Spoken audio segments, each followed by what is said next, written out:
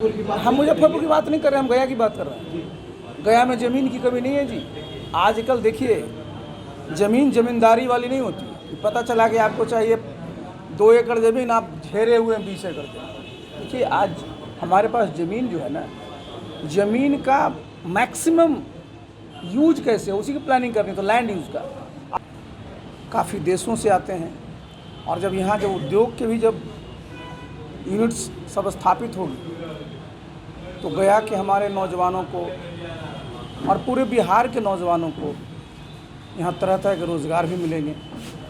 तो आने वाले समय में ये प्रधानमंत्री जी ने गया के लिए जो पैकेज दिया है, उससे इस इलाके का बहुत ज़्यादा विकास होगा। आपस में चर्चा करेंगे कि विकास के कार्यों स्वाभाविक है। देखिए आप जहाँ भी जाइए तो सब जगह तो इसी बात की चर्चा होती है ना कि भाई जब सब जगह विकास हो रहा है तो भाई गया में कैसे और विकास हो सकता है। और ये मैंने बताया ना कि संजोग है कि भाई अभी जो बजट पेश हुआ है तो उसमें गया के लिए जितने तरह के पैकेज हैं, ये बहुत ही समझिए कि आगे इससे विकास की संभावनाएं बढ़ जाती हैं। और जितने तरह के उद्यमी हैं हमारे, देखिए हमको ये भी, हमारे साथ जितने लोग बिहार में हैं उन लोगों को उद्यम के बारे में भी सोचना है कि आगे आने वाले समय में हमारे लोग एंटरप्रेन्योर भी बने।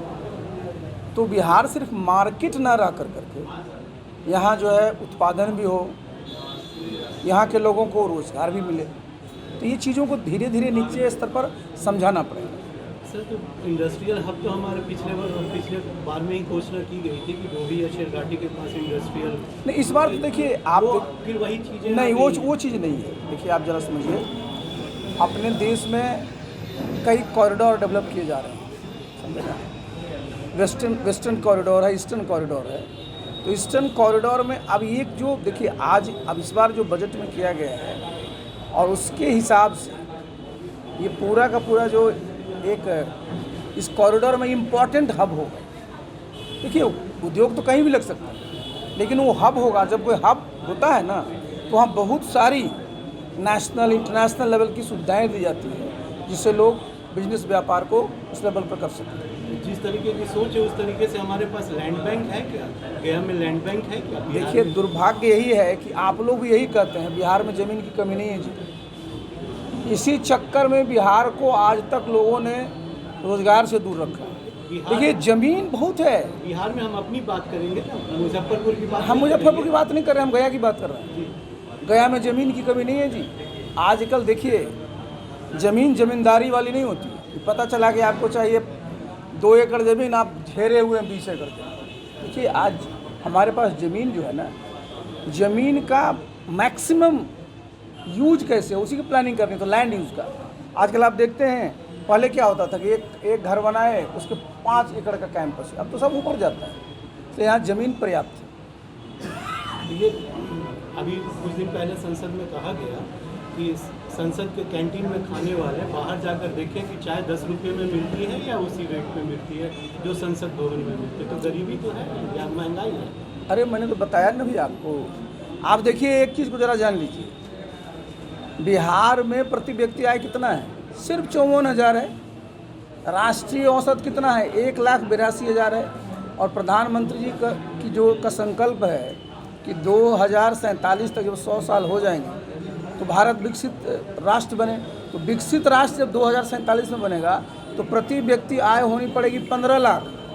जब सोचिए आज अभी 54,000 में है, 54,000 को 15 लाख लाने में 30 गुना आपको आमदनी प्रति व्यक्ति की बिहार में बढ़ानी पड़ेगी। तो इसके लिए बहुत बड़ी सोच है, बहुत काम करने की आवश्यकता है। सर, प्रशांत किशोर चुनाव लड़ने का इसका एक स्थान है, ये ज्ञान की भी धरती है, मोक्ष की भी धरती है। और अभी जो केंद्र सरकार ने बजट पेश किया है उसके बाद गया में जितने प्रकार की चीज़ें आनी हैं, जिस प्रकार का विकास होना है, तो आगे चल कर के गया जो है पर्यटन का एक मुख्य स्थल तो है ही, और भी मुख्य स्थल बनेगा। और एक ही साथ आपने देखा है कि यहाँ पर जो हमारा पूरे विश्व के जो हिंदू लोग हैं अपने जितने पितर होते हैं उनको तर्पण करने के लिए आते हैं। तो विष्णुपद का भी उसका एक कॉरिडोर बनना है कि भगवान बुद्ध का यहाँ पर ज्ञान की प्राप्ति हुई थी, उसका भी महाबोधि का एक पूरा का पूरा कॉरिडोर बनना है। गया से आप देखते हैं एक्सप्रेसवे बनना है जो जाएगा दरभंगा तक। और सबसे अच्छी बात क्या हुई है कि जो ईस्टर्न कॉरिडोर है इंडस्ट्री का, जो समझिए कि अमृतसर से जा रहा है कोलकाता, उस कॉरिडोर में गया में एक नोड होगा। तो ये समझिए बिहार के लिए और ख़ास करके गया के लिए बहुत बड़ी उपलब्धि होगी कि यहाँ पर अब बड़े बड़े अच्छे उद्योग धंधे भी लगेंगे।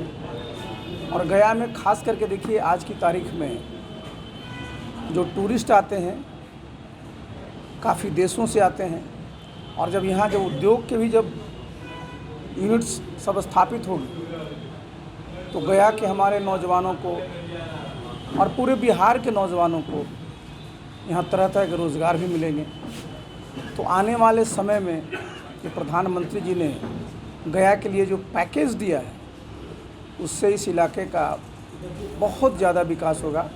और यही हम लोग चाहते हैं कि भाई गया जो इतना इंटरनेशनली फेमस जगह है, यह रोज़गार का भी एक बहुत बड़ा केंद्र बिहार में बने। आपने ये भी देखा कि प्रधानमंत्री जी की इच्छा है कि 2047 तक भारत विकसित राष्ट्र बने।